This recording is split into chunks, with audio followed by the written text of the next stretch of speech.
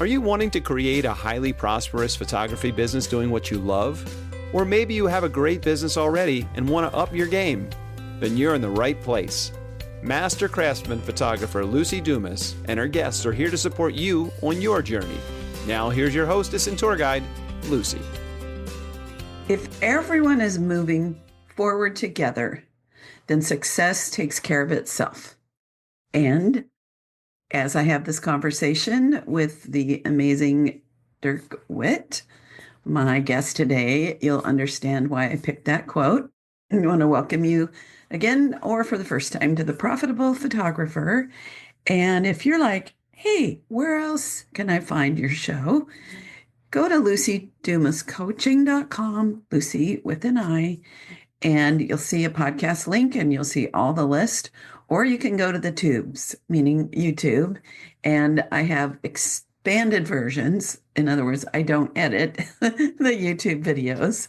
I'm just too lazy to take out all the little bleeps, and there's such good stuff there. So thanks for listening. And if you ever want to just chat, click on a link, set up a call, and we'll talk. No big whoop.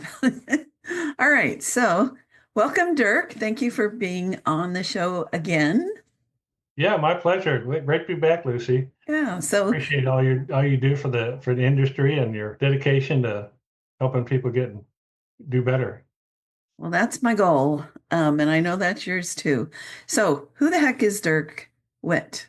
Well, he works at my favorite color lab, Mid-South Color Lab. And whenever I have a client that I'm coaching, I send them there to talk to Dirk, because having a partnership with a great lab and having an individual that gets to know you, you know them, is invaluable in our industry. We're going to talk more about that. Dirk has been a professional wedding, kid, family, full service photographer. And then he also worked for a large company that did about 1,000 senior portraits a year. So he's been in the trenches like us. And then 17 years ago, well, before that, he used Mid-South Color Lab. Right. And now he's been on staff for 17 years. So just like me, he's a big fan, not just an employee, right? Right. Yeah. Yeah. I used Mid-South for probably 17 years before I came here. And yeah. So relationship with Mid-South have been going on for a long time. So he knows as a professional that when you transition to a new lab, or when you're just trying to find a new lab, it can be a challenge. And one of his superpowers is being able to listen to people, and then as photographers, figure out how to help them. So it's not just about the prints, but helping us be successful in our business and cheering us on, the partnership. So there are many different kinds of professional labs. And since you've been in this business quite a while, when did you start photography, Dirk? I think I started back part-time around 92. Okay.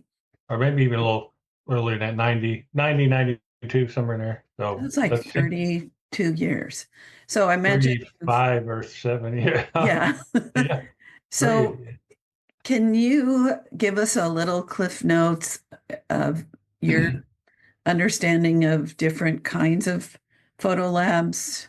Well, there are all kinds, and you have to find one that suits you. For example, if you do volume and schools and sports and things like that, and you call me, I'm probably going to redirect you to someone else, because that's not really our forte. Right. We can do that, but we don't have the systems to keep up with all the, school products and things that they need. And there's other labs that do a lot better job than that. Are there some, Dirk, that you especially know that people will be in good hands? Well, ACI,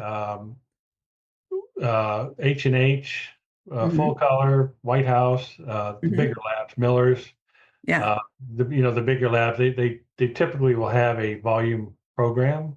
Right. And that's important because when you do, and I have done schools too, and you have to provide the school with products that, yearbook CDs and ID cards and things like that. So you have to have those service products, and that's something we just, we used to do more of it, and then things got more digital and online and all that. We just, we don't really compete with that. So, Right.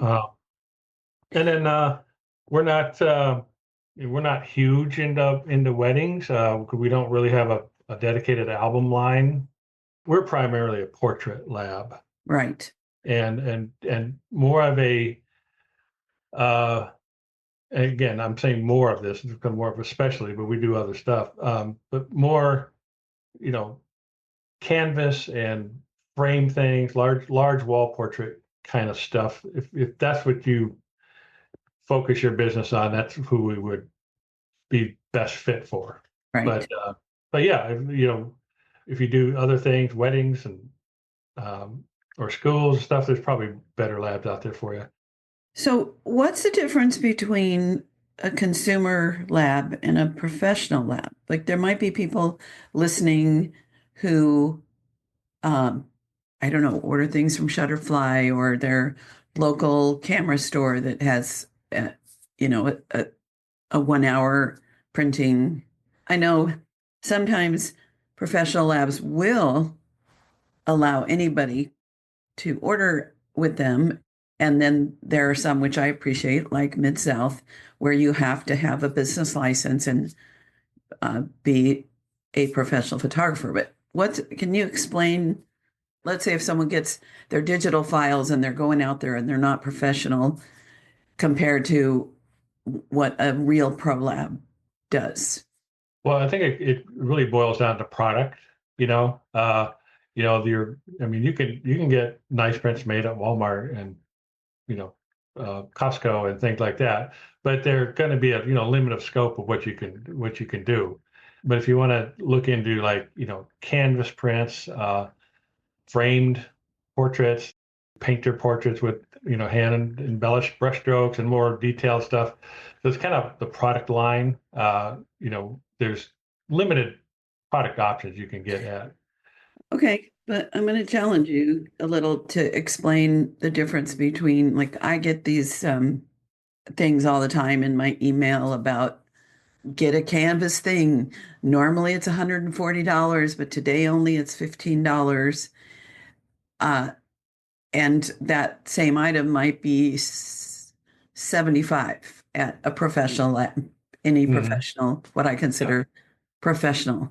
So in that case, why wouldn't I or any other professional just go with that? What's the difference? Let's say specifically canvassing.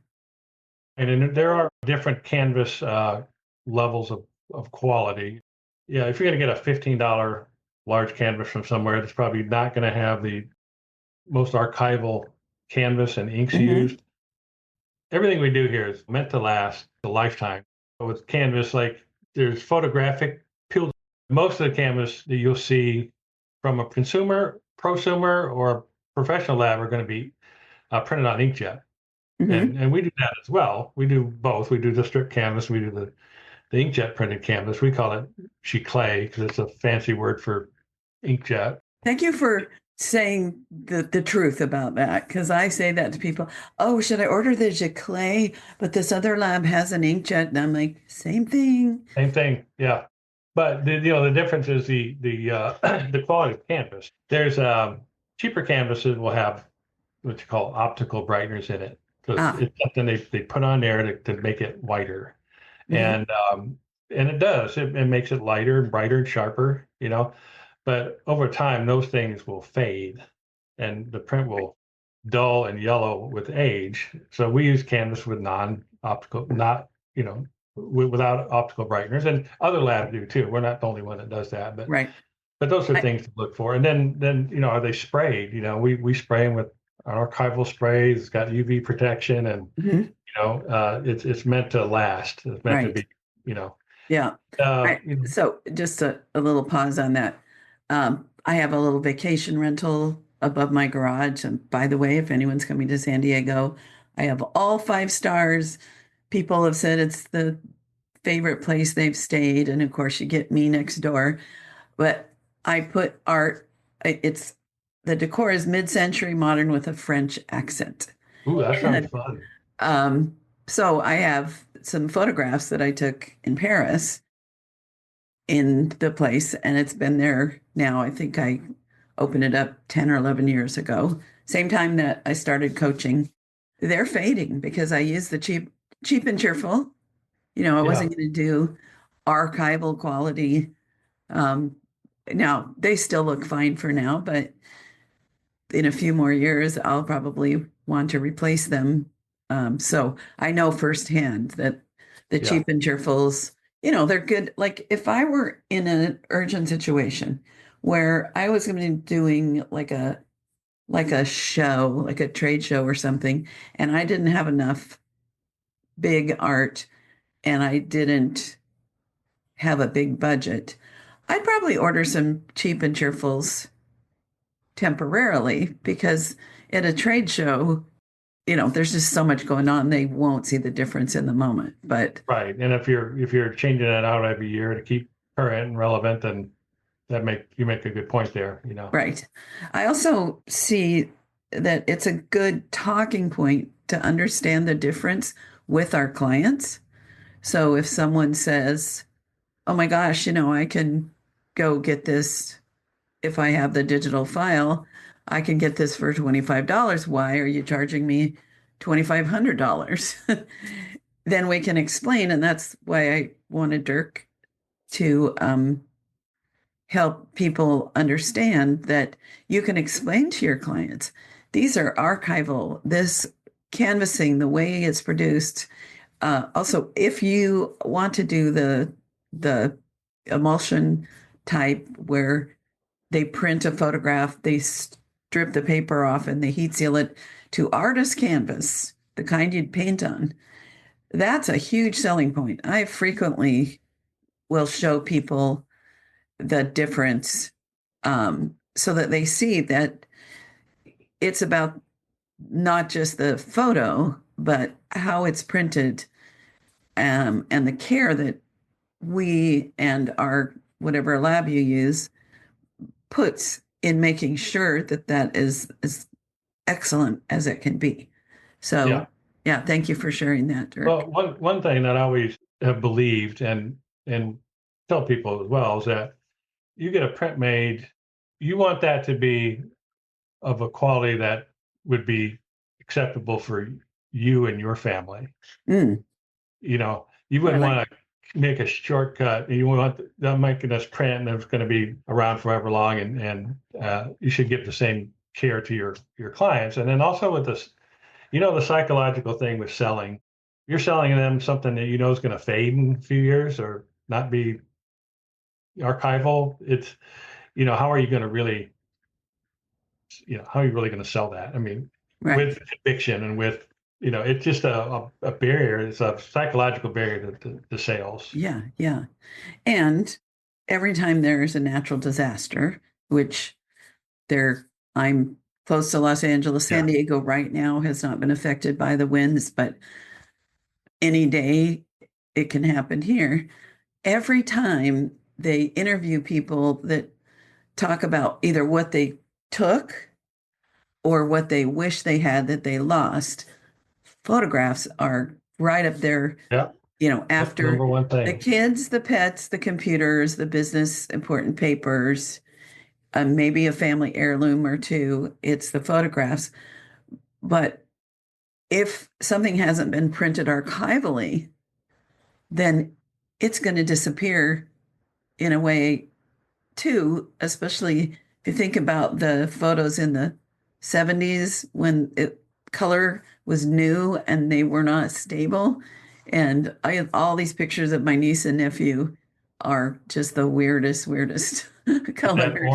orange tone to them Yeah, yeah. and Now, luckily with digital, we can scan them and there's a lot of improvement. But the point is, if people don't print or they don't have them printed quality, they're not going to last the test of time. Yeah. And that's what we want. I've got a client that teaches as well. We have a lot of them, but does stuff similar to you. And one of his great points is that if you want to sell your client on something, you really have to have that product yourself and value that Mm, yourself. Pictures of your family on your walls, and it just changes the whole dynamic of being able to sell that product. right, right. The one thing that we probably do the most of, and where we've grown the most in the last 5 years, 10 years, is selling large wall portraits. Most of the time framed.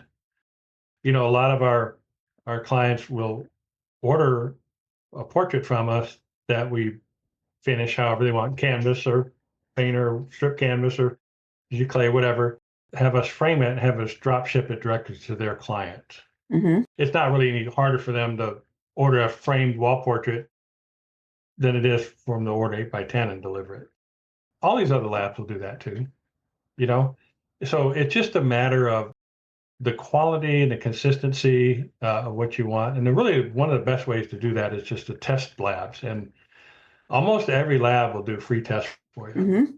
So if I'm advising someone that's, dipping their toe into print sales, I would say test everybody. And we're at least ones that you've been recommended to, 5 of them or 10 of them or whatever. We have a free test program. And again, most labs do.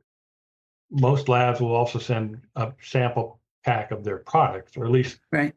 examples of the products that you're interested in. Well, that's another big key in choosing a lab is what products they have and how those products fit into what you want to Sure. sell. My first photo lab was Photic, who happened to be in my town, which is great. Yeah. And I became friends. Everyone knew me. I also worked directly with them so they could understand my color preferences. And they also taught me about my color preferences.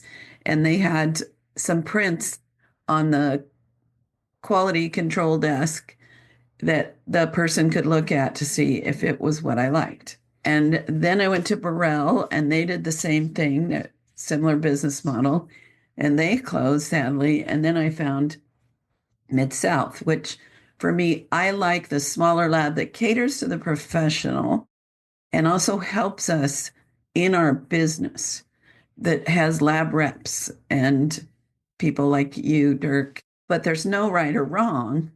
One of the No. things I find is because price wise, if we're priced for profit, the small differences that there may be a lab that is 40 cents cheaper for an 8x10, but if you look at this other thing, it all comes out in the wash. But for me, with the high end business model, a photo lab that is big enough to have great products, but small enough to even know my voice on the phone without even saying my name, um, is invaluable. And that's my quote on partnership was because I find that in this industry, and also I used to have a framer. They've had to close, but they did the high end hand gilded frames. So I'm recommending that in addition to testing the color and all of that, you figure out if the business model of the business fits your needs. Like Yeah. what you said, Dirk, you do not serve the needs of high volume people.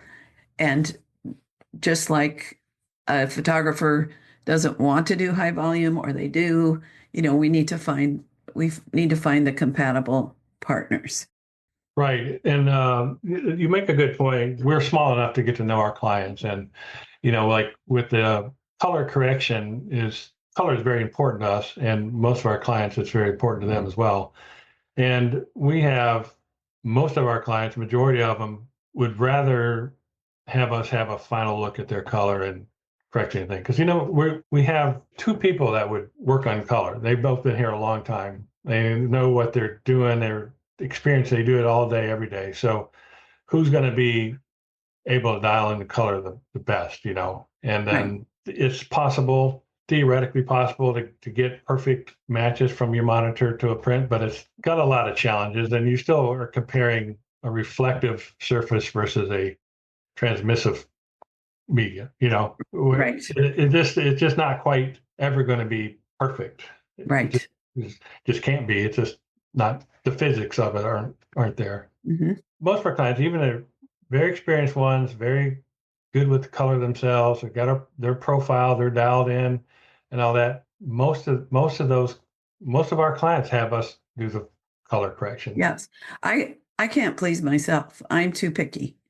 I had an experience that taught me a lot early in my career about how color, people may not know this at the beginning, that there's not like, oh, that's the right color. That anything can lean more contrasty, less contrasty, Oh yeah. warm Yeah. tones, cool tones, faded. So first of all, I learned that different cultures, different countries have different color preferences. Hmm. And even back when we used film, remember when the dinosaurs roamed the earth? We had Yeah. film. I remember that. Yeah. uh, like I would not buy what was called gray. What was the word? Gray market. Gray market, because it might be film that was made for Japan, and Japan likes a certain color tone, and Huh. Mexico likes a certain color tone. And yes, it can correct some of it in the lab, but like I always liked the Fuji over Kodak film just because I liked California color, rich, bright, vibrant, Yeah. green greens, and so forth. Yeah. So there was a lab that was near where I lived when I started in photography, like just down the street, that I always was kind of like, okay, these are okay. And they weren't that customer friendly. So sometimes I left in tears because I would think, I know you can do this. And they would say, no, you can't. And their biggest client base was photographers from south of the border, from the Baja California photographers. And Mexico tends to like on the warm brownish side. When I tested other labs, like ones in the Midwest, I noticed they were a little light and a little beige. So, working with the lab that will help you determine what you like and not call you crazy is important. And what happened was when I moved, I tried Photic that was closer. And the first set of proofs, my work looked 100% better. And I didn't do anything different. And it's because their default is a little more saturated, little contrastier on the cool side, which is what I liked. So, Yeah. working with our labs to help grow our own synapses in our brains so that we can see what we see is a big part of the journey. And the partnership. Yeah. Well, the other key to that too, Lucy, you brought up really good points, but the other key is that photographers have different styles, Mhm. and some like them, rich and deep and warm, and some like them more, vibrant and Mhm. punchy. Some people go the other way. That's like more desaturated, more moody and dark. So you got to find someone that is able to handle your style as well. Right. Because default, like one thing, if people are listening to this, that basically do the shoot and share model and they're happy with that, I still highly recommend that you get your work printed so that you can see how it's going to look if a client takes that to a halfway decent lab, I'm sorry, not Walmart, not Costco, but a decent lab, and see if it's going to print. Because there are some trendy styles like dark and moody that it's going to look like mud. It's going to look terrible if we're not printing and kind of babysitting what comes out. or the light and airy can be blocked up highlights Yeah. for just a photo shutterfly, we'll say. So no matter what you do, you want to know how your particular prints are going to print. That's also a good selling point to your clients about why you don't do digital, or why you do digital and prints or something. So Right. looks like you had Right. something to share on that, Dirk. Yeah. Well, that's a nice thing about selling prints, is that you've locked in your color that Mm-hmm. you deliver to the client. And if you're just selling digital files, the color could be whatever it is, whatever device you're looking on, whatever, um, prints that were made from wherever. Mm-hmm. You don't have any control over that. Right. So I've told this story before, but I'll repeat it because I think it's been a while. When I first got a good quality point and shoot digital camera, was still shooting film professionally, I photographed my nephew and his family uh, for their Christmas cards. And every year I had done that with film, and I send them proofs and all that. And I thought, oh, this is so easy. We'll just shoot it digitally. We'll send them the file. They can take it to a lab and have it printed. When I got my Christmas card, first of all, they chose a terrible non-matching style of card, cropped it badly, but their skin was blue. And I learned years later that my niece-in-law thought that I was no longer a good photographer Oh my because goodness. Yeah. of her Christmas cards, even though she had hundreds of beautiful images and wall portraits in their home. And I just made the decision, I am not giving digital files, because it just broke my heart. So if I were selling digitals, I would provide a couple sets of good prints Okay. Yeah. as a bonus, because let's say we order 20 proof 5x7s, two sets of that from you. That's going to be like $50, $60, something like that. I would also offer a bonus of a wall portrait, so it would be bundled. But even just providing some prints so people know this is how it's supposed to look. So if you go print on your own and compare it, be careful. And Yeah. also, in my heart, I know the value of the printed image, so at least I can sleep at night knowing they've got something printed, so that if they lose them, if they, how do we keep track of digital files for decades and decades and decades? Yeah. So, yeah. So the moral of the story is to find some professional lab that suits your needs, that helps you grow, that provides archivals. Of course, we love Mid-South, not the only one in the country, or if someone's in Australia or Canada or other places, Yeah. you've got a guideline of what works for you. So what you were starting to say something, Dirk, I cut you off. Well, you were talking about digitals and having a set of prints to go with them and all that. But you do coaching. So you talk to a lot of probably mostly newish photographers, and I'm at a print lab, so I'm biased. So I just wanted to get your. I guess I'm interviewing you now, but for just a second though. But do you feel that people can make a good living selling digital? Or do they need to go the print route? I'm sure they can. I know people like, I can't remember who it is, that has a really good business. And I've been on his show. He has a podcast. He's been on mine. And his average digital investment is about 1,500.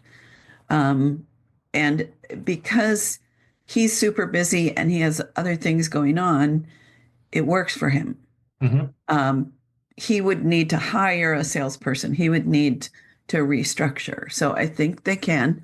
I think it's very challenging to build a business where you sell digitals at a price that gives you profit. It's all time for dollars. Yeah. And so if I'm able to get $500 for digital prints, to reach my money goal to support myself, I don't know, I think I'd have to do 20 sessions a month, something like that. Because even when we don't have print costs, lab costs are the smallest part of running my business. That's true. You know, Yeah. it's Yeah. almost a bonus. Sure, it's maybe 10%. It's about 10% compared to all the other things.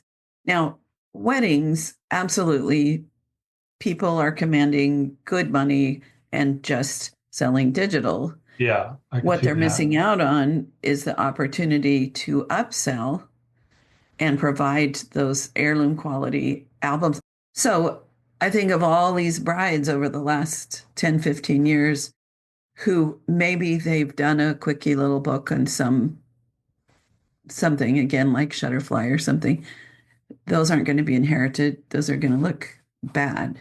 So Yeah. again, there's the full service, like finding an album company that you know is going to have the archival quality is also part of the journey.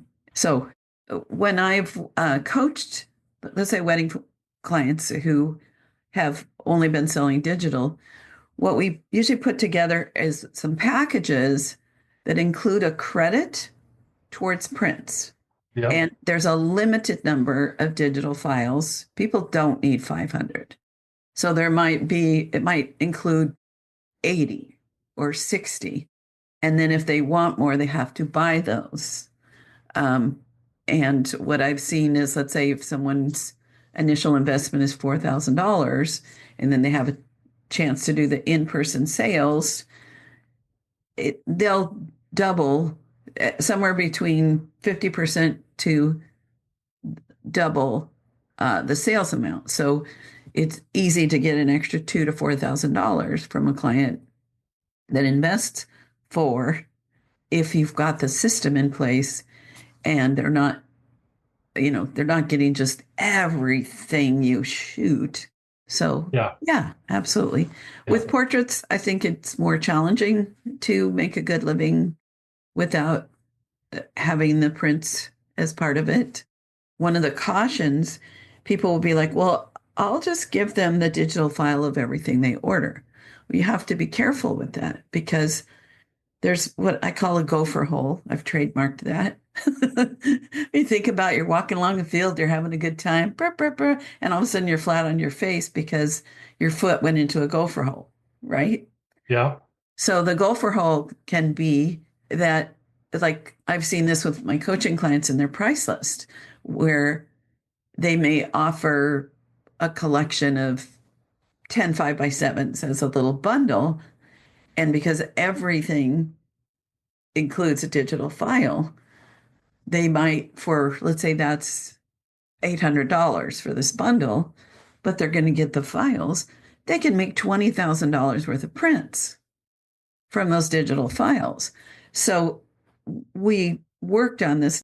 Yeah. So you have to Yeah. be careful and think about, if I were a client, would I look at this and think, oh, the cheapest thing is if I buy these, I get all of that. That's the gopher hole. The other thing is, if people are selling digital, whether it's included as a part of the purchase of prints or exclusive, I mean, just digitals, I always recommend selling full res files because they're going to print and they're going to print big. Well, with watermarked or not, they're still Yes. Yes. I've heard people say that they were like on a Zoom call or on saw something on someone's Facebook where there's a picture of them in the background is a photograph that the person had screenshot from something and then blew it up to a 30 by 40 or 16 by 20. So if someone's going to print, whether authorized or not, if I was including the digital file as a part of it, I would do a high res because Yeah. you just can't control what happens to That it makes sense. afterwards. Yeah. Yeah. Now, you might call it a low res, but I would deliver the high res. Yeah. So, there's a strategy there. We are just about out of time. I think I've covered most of the things that I was hoping to squeeze out of your brain. I know you have a gift. So what is the starter kit and Well, where can yeah, we? so we and you go to midsouthcolor.com and search for starter kit or just look under services. But we have several things. One is the free color test. We talked about color test a minute ago. Mhm. So we'll do you can send in up to 5 images, and we'll print 8x10s, all five color corrected and not color corrected, and they're labeled as such. You can put them side by side, know which ones you're looking at, and then you get a sample pack for our products. Then we also have a first order discount of 25% off, and you Great. can combine however many orders you want on it. It's different things you want personally or professionally, whatever you want to send on that. It's 25% off. Great. And then we have as much attention as you need. It could be, marketing, color calibration, Photoshop tips and things like that. So, I've been around a long time. I know a lot about the industry. Our other salesperson, Rick Trummer, I'm sure you know Rick. Rick's Yeah. very decorated professional photographer, has won almost all the awards that you could win. He's available and he's very helpful to folks. So we have basically some free marketing advice, counseling, hand-holding, that kind of stuff that Right. we can do whatever you need to do to get started. Yeah. And just encouraging people, if they are already in love with their lab, realize that that lab might have a lot more services than you think. Yeah. If you develop a relationship. And also, I meant to bring this up, so I'll just, rather than asking you, kind of leading the witness, I recommend that once you figure out what you want to sell, don't check out like this one's cheaper for that, and this one's cheaper for that, and this one's cheaper from that, and try to save pocket change. Stick with one or two labs that carry the products that you want and work with them, because that loyalty, that like they'll save your bacon. I've had calls from you where I think this baby had 3 arms or something after I retouched, and you're like, are you sure this is what you want? So retouching lines, you forgot to clone out or building something. your team with all of the services, with like product, like I get the big black bags from Rice Studio Supplies and the album company. So build relationships. We're a team. We don't have an office to go to necessarily with all of these services, but it's an important part of being a pro.